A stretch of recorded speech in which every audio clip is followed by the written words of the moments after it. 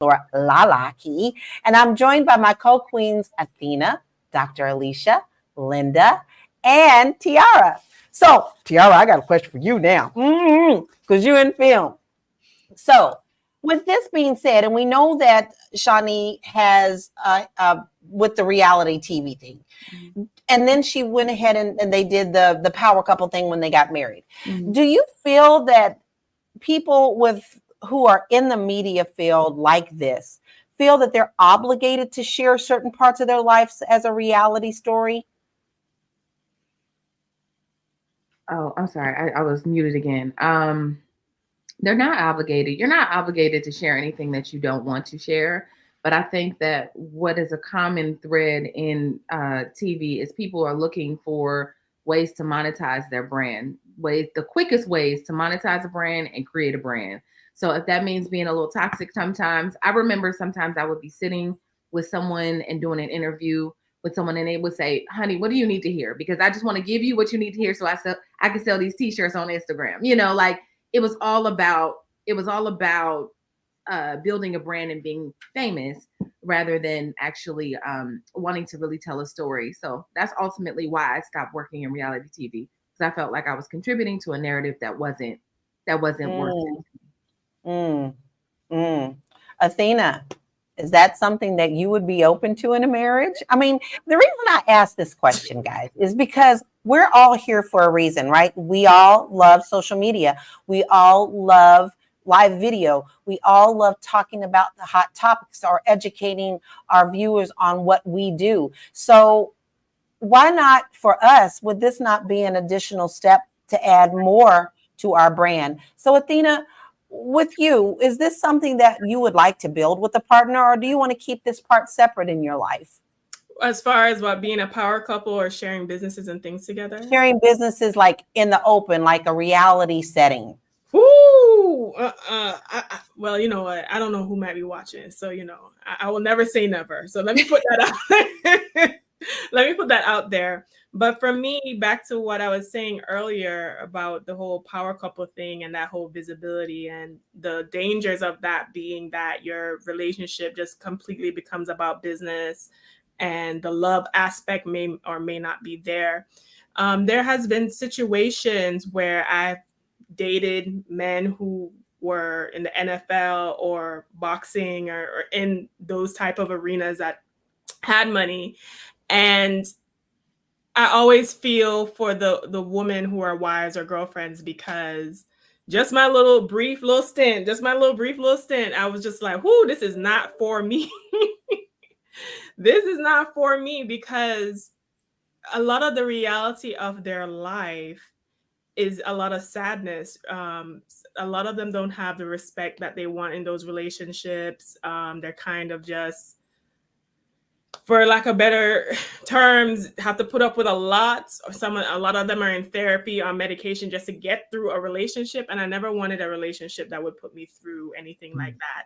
So I've always turned down certain things, to which like my brothers used to get on to me. I'm like, why would you do that?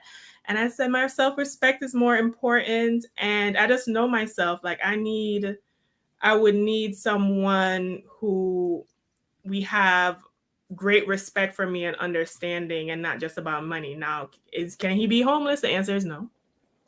But the answer is no. But I also want to talk about this whole gold digger thing, because I've been reading the comments and everything like that.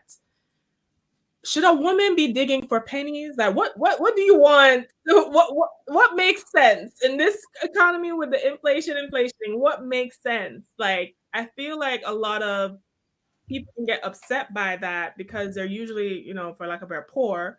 But also, if you are questioning your ability to do something, just because you can't do something doesn't mean that you need to be upset with other people being able to do that. And I don't think Shawnee is a gold digger, because if she was, she would have married Pastor Keon, because he has less than her. So, that doesn't line up with the gold digger elevation mindset. I really do think that when it comes to these relationships, honestly, I know we briefly touched on it, but I would say any woman get into entertainment, music, any of those fields where the men are in those fields, I'm not saying that you need to accept bad behavior, just expect for the majority that is what it is. Unless you're getting like a Steph Curry or like maybe a LeBron or something like that. And who knows, they might have some NDAs floating around to keep their stuff on the wraps too. Who knows, at this point. But I do think that their divorce rate is like 95%. So unless you think that your relationship is within that unique 5%, maybe like a Jackie Christie and Doug, at least that 5%, you should be expecting some, for that not to be the ideal situation. Unfortunately, most of the men in those fields just do a lot of reckless behavior. My last thoughts, I also want to say that, when things like this happen, I think we can learn a lot from, women and their stories, and like support Shawnee's or read her book if you feel like there's some lessons learned there. I have never been married. I've been engaged before. 2 men have wanted to marry me. And I did, proper due diligence. I went to premarital counseling. Dr. Alicia, I don't know if you do that, but I went to premarital counseling, and I would suggest that for anyone, because it really highlighted, okay, we were not on the same page, and actually saved me from divorce. And I think that he was in the church, so he wanted me to go see a pastor. I was like, no, we seen a real therapist. I ain't none of your homeboys sitting in talking about his marriage. Okay, we need to see an actual therapist, because I think at the end of the day, regardless of what your goals are, because especially in America, we're so goal-oriented, individualistic, achieve. There is a point and a value in relationships where outside of the titles, the name, the money, what do we have? Do we have mutual respect? Do we have love? Are we creating joy? What is it do we have? Right? Yeah. What do we have? What are we creating together? What is our purpose together?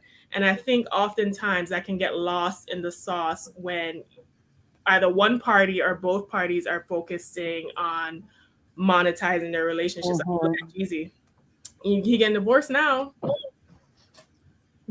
part of the reason for his divorce, he said that, certain things weren't being prioritized, and she always wanted, to be on the gram and display their relationship, and certain values didn't align. So I think within all of that, to say we can learn a lot from whatever Shawnee is writing about, because she's talking about co-parenting, money, and I'm sure everything in between.